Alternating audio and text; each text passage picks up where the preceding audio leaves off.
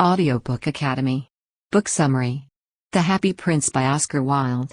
One can learn a lot from the Happy Prince story. Critics of society might be callous and merciless, yet sympathy for the plight of the human race is also an issue. The Joyful Prince is a modern fairy tale with a strange plot that takes place in a real-world setting. Throughout all of Oscar Wilde's fairy tales, he aimed to express the virtues and defects of people and to condemn the society he saw as insensible. After he realized that he had only ever known good things, he chose to offer his heart to everyone in need. Because of the aid they provided, he didn't resent the decorations that had been taken away from him. There is no limit to what people can achieve, even if they risk their own lives, as demonstrated by the swallow. He received eternal life as a reward for his selfless commitment. The prince and the swallow, as depicted in the fairy tale, go out of their way to aid those in need and make them happy, whereas the powerful individuals in positions of authority choose to remain blind to the ills of the world. There is no one else in their minds but themselves and their ultimate objective for this life. Selfishness and selflessness were important themes in Oscar Wilde's tale until God intervened to save the heroes. Even if the fairy tale is written in a basic language, every word has been carefully chosen.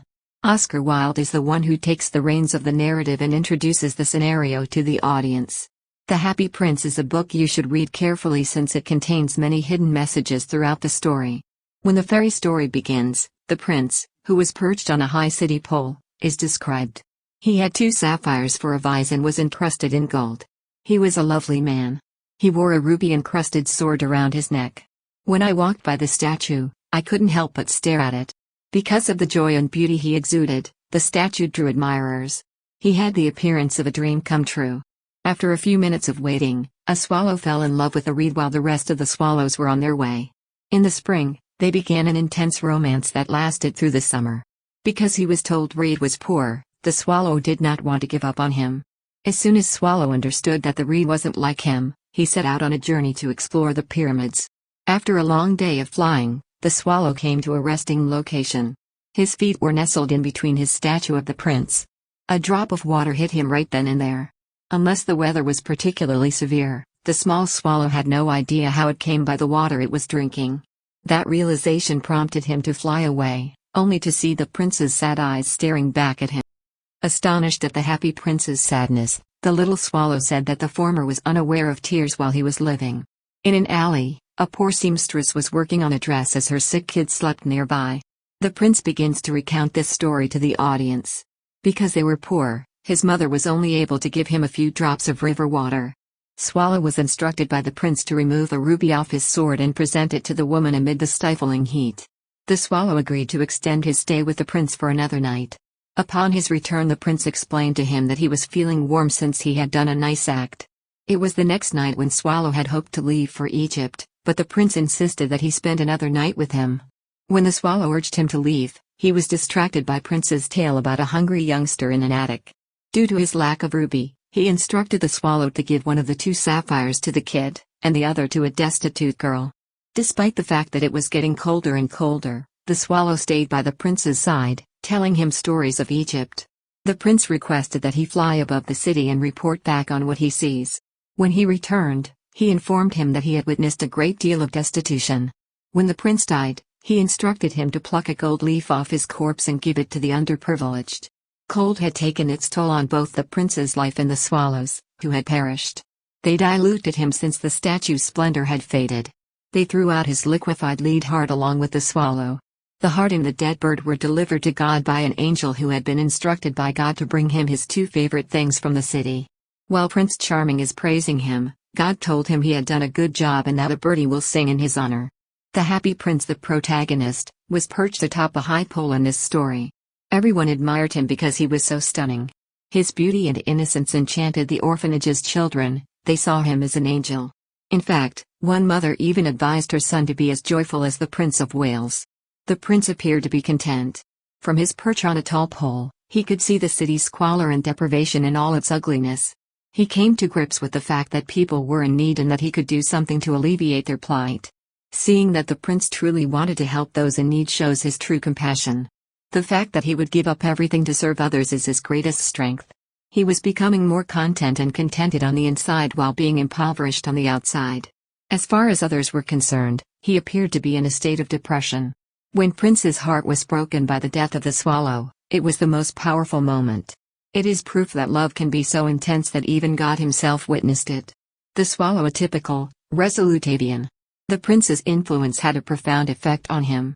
It began with him merely listening to the prince out of curiosity and ended with him staying with him because of his empathy for the prince's plight. Every good deed made him feel better, and that feeling persisted. His transformation into the prince's co-worker in good deeds began as a superficial bird. In spite of the fact that he understood that staying with his friend would mean his demise, he made the decision to stay. In the end, it was love who had the final word. For their good deeds, God blessed them. In Dublin, Ireland, Oscar Fingal O'Flaherty Wills Wilde was born October 16, 1854. Irish-born English author. The aesthetic movement led by Oscar Wilde was built on the notion of art for the sake of art. Wilde was educated at Trinity College, Dublin, where he was exposed to some of the most outstanding literary conversations of the day. He continued his education at Oxford University. During his time there, he achieved academic success in the classics and poetry, and revived the bohemian lifestyle of his youth. Long hair and velvet knee breeches were part of Wilde's aesthetic. Flowers, birds' feathers, and crockery were all he had to decorate his home. Aiming for a level of perfection akin to that seen in China was his goal. Despite his oddities, which were derided in journals and in Gilbert and Sullivan's comedic opera Patience, 1891, Wilde's intellect, wit, and flair won him many admirers.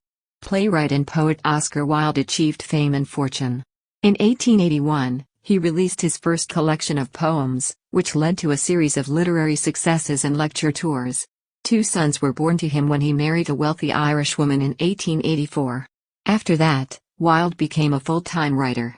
During this period, he penned several of his best works, including The Happy Prince, The Picture of Dorian Gray, An Ideal Husband, and The Importance of Being Earnest.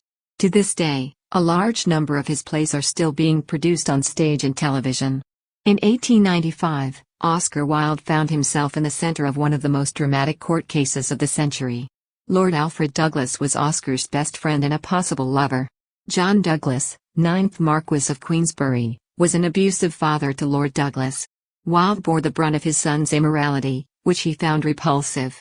Wilde took the Marquess to court for defamation of character. As a kind of retaliation, the Marquess had Wilde arrested and charged with sodomy. Oscar Wilde was found guilty of sodomy after a protracted and scandalous trial. Lord Douglas was exiled and Wilde was given a 2-year sentence of hard labor in prison for his crimes against literature. Due to the financial ruin and depression that followed, Wilde's work became much more melancholy. After Wilde was released from prison, the two were reunited, but their relationship didn't last. Afterwards, Douglas took involved in a number of legal battles to fight against homosexuality. He published under the pseudonym Sebastian Melmoth for the remainder of his life and died in Paris. He became a Roman Catholic. The Ballad of Reading Gaol, a poem depicting the harshness of prison life and the despair of inmates, was written at this time.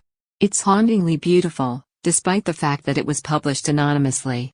On November 30, 1900, Oscar Wilde succumbed to meningitis. Oscar Wilde, a talented writer, was ahead of his time.